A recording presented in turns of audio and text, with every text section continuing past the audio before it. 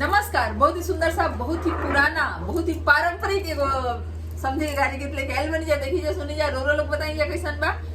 हथिया हथिया सोर कैले गदहो नाले आइले रे।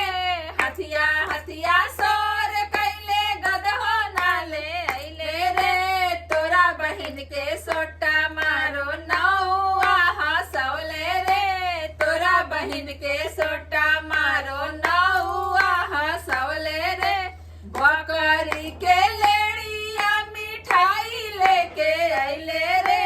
लकड़ी के लेड़िया मिठाई लेके आइले रे। मार समधी भेड़ुआ के नौआ डुबौले रे। मार समधी भेड़ुआ के नौआ हंसौले रे। बहिनी के साड़िया के धोती पहनी आइले रे। बहिनी के साड़िया के धोती पहनी आइले रे। धतरी के समधी मौगन मावा हंसौले रे। धतरी की समधी मौगन मावा हंसौले रे। बहिनी के लहंगा मोरेठा बांधी आइले रे।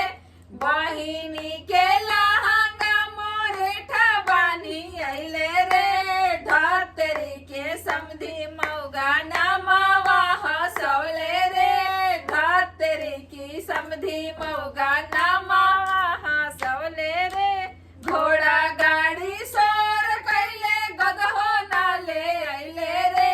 घोड़ा गाड़ी सोर कैले गदहो नाले आइले रे। धतरी की समधी मौगन मावा हंसौले रे। धतरी की समधी मौगन मावा हंसौले रे।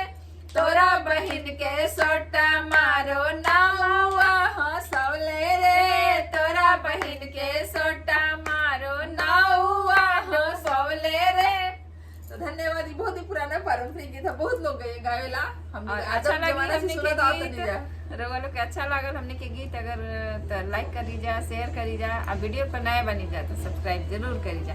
हमने के फेसबुक के भी पेज बा, ओइजे जाई जा, देखी जा, फॉलो करी जा। धन्यवाद।